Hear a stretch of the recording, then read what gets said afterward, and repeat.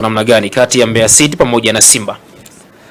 Ya kwanza Mbeya City wanakutana na mechi ngumu sana. Wanakutana na mechi ngumu pamoja na kwamba wako nyumbani kwenye dimba la Sokoine hapa Mbeya. Lakini kwangu mimi nikiwatazama wanakutana na mechi moja ngumu sana. Na ugumu wa mechi hii upo kwenye mpango kazi wa Simba na namna mpango kazi wao Mbeya City ambavyo wamekuwa wanazi approach mechi mbalimbali za ligi Tanzania bara, hususan ambazo zimebaki, lakini pia zile ambazo wamekuwa wanazicheza mara kwa mara. Nikianza kwa kuwatazama Mbeya City, ugumu wao upo kwenye eneo gani kama hawatakaa vizuri? Ugumu kwanza upo kwenye football fact, kwa maana ya records na stats za nyuma ambazo mara kadhaa wamekutana na Simba. Ukijaribu ku count down mechi 5 za mwisho ambazo Mbeya City wamekutana na Simba kwenye ligi kuu Tanzania bara, imekuwa ni timu ambayo inaruhusu uwiano wa magoli mengi sana kufungwa. Ni timu ambayo imekuwa inaruhusu uwiano mkubwa wa magoli. Inaweza ikafungwa magoli 3, ikafungwa magoli 2, inaweza ikafungwa magoli 4. Hizi zote zimewahi kutokea kwenye rekodi za hivi karibuni. Sasa ukianza kwenye msimu wa mwaka 2021 pale mpaka sasa hivi, kwenye mechi 5 za mwisho ambazo wamekutana, Mbeya City imefungwa magoli ya kufungwa na Simba magoli 11. Ni magoli mengi sana kwa timu moja kufungwa magoli 11 kwenye mechi 5.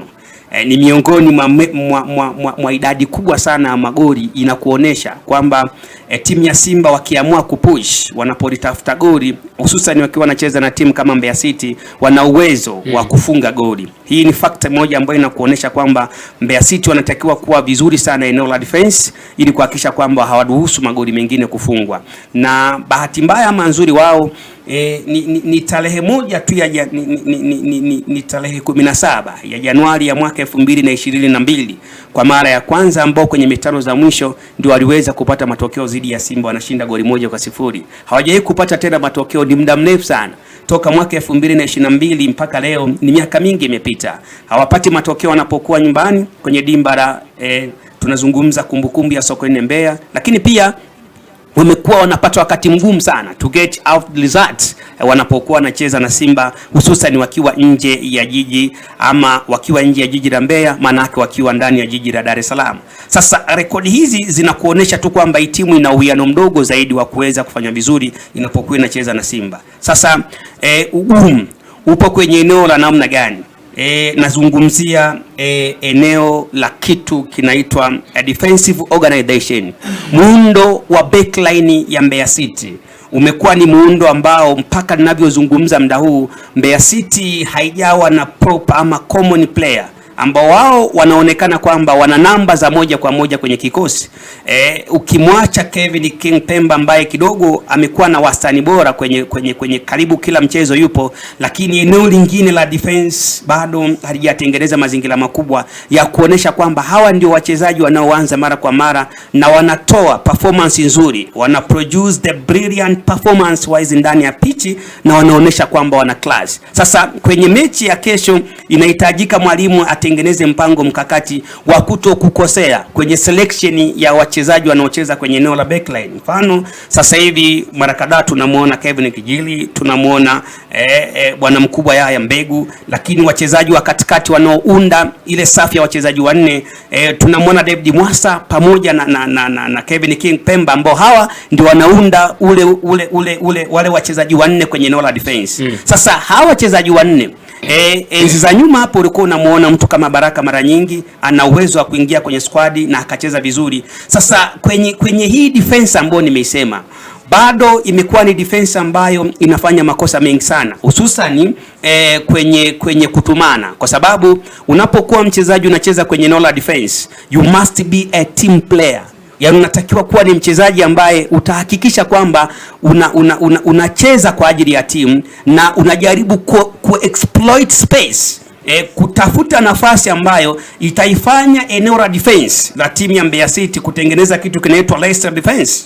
Yani kwenye eneo la defense unapokuwa unalinda, unahakikisha kwamba mnakuwa na idadi ya wachezaji nyuma ambao wao wale wachezaji hawawezi kufikiwa wote kwa pamoja. Wanakuwepo wachezaji ambao yuko mmoja atakuwa ni kama guard. Endapo atapitwa let's say Kijili, atapitwa David Mwasa, basi Kingo anakwenda kuondoa ama kufanya clearance, ama kama atapitwa huyo maana yake Mbegu anaweza akaenda kufanya clearance. Sasa timu ya Mbeya City imekuwa na poor defensive organization ambayo wamekuwa napitika kiurahisi sana. Hii inanionyesha kwamba hii timu ina uwezo wa kufungwa magoli ya set pieces, ina uwezo wa kufungwa magoli ya tunasema yale magoli ya kupiga mashuti kwa mbali nje na eneo la 18, na wanaweza akafungwa kwenye penalty box. Mfano mzuri ni lile goli lilopatikana zidi ya Coastal Union, tulikuwepo pale. Unawatazama madefenders ambao walikuwa wanamwangalia kijana, lilifungwa goli la mbali sana na kijana wa Coastal Union, goli la mbali sana. Yani mabeki, goalkeeper Hashim na baadhi ya wachezaji wa mbele walikuwa wanashangaa tu, ni kama hawajui nini ambacho kinaweza kutokea. Kwa hiyo kitaalamu eneo la defense la timu ya Mbeya City bado linanipa mashaka, kwa maana kwamba linaweza likatengeneza outstanding performance bora ndani ya dakika 90 wasifanye makosa. Kwa hiyo kulingana na eneo hilo linanionyesha kabisa kwamba yani hawawezi kuzamilia ama kucheza pasipo kuruhusu hata goli moja wakaweza kufungwa kwenye dimba, hususan wakiwa hapa Mbeya. Mara kadhaa wakiwa Mbeya wamekuwa ni timu ambayo inaruhusu sana magoli. Lakini eneo lingine ambalo limekuwa linasumbua ni eneo la midfield, ambalo unaweza ukajiuliza timu ya Mbeya City na viungo wengi sana eneo la katikati na mtu kama Kulandana, lakini tunavyozungumza muda huu Kulandana he is not a part of the squad. Mara kadhaa ukitafuta ile first 11 huwezi kumuona na kuepo mara kwa mara pale. Ni aina wachezaji ambao wamekuwa hawapati nafasi kwenye eneo la kiungo. Lakini unaweza kumuona Adili Buha, Hija. Hawa ndio baadhi ya wachezaji kwenye eneo la midfield wamekuwa nachukua, tunazungumzia wanakuwa kwenye control, wanakuwa ni sehemu ya wachezaji ambao wana benefit kwenye klabu, wamekuwa wanaisaidia zaidi klabu kwenye eneo la midfield. Kwa hiyo leo hii eneo la katikati ambalo unakwenda kuwatafuta midfield wawili ambao wanatengeneza double pivot ili timu iweze kufanya vizuri. Hawa ni aina wachezaji ambao wamekuwa wanaanza mara kwa mara, lakini bado na wao hawajatengeneza midfield organization partnership, eneo la kiungo, kutengeneza ushirikiano mkubwa kwa ajili ya kuhakikisha kwamba timu inakuwa na balance wakati wa kujilinda, timu inakuwa na balance wakati wa kushambulia. Adili Bua ni mchezaji mzuri sana kwenye eneo la kudefense. Yaani mfano Simba wanamtazama Adili Bua ni mtu ambaye anaongezeka zaidi kwenye kujilinda, na si mtu ambaye anaweza aka exploit space na kuadvance mbele kwa ajili ya kuhakikisha kwamba timu inapata matokeo. Hili ni jambo ambalo kwangu mimi naliona ni kama weakness, kwa sababu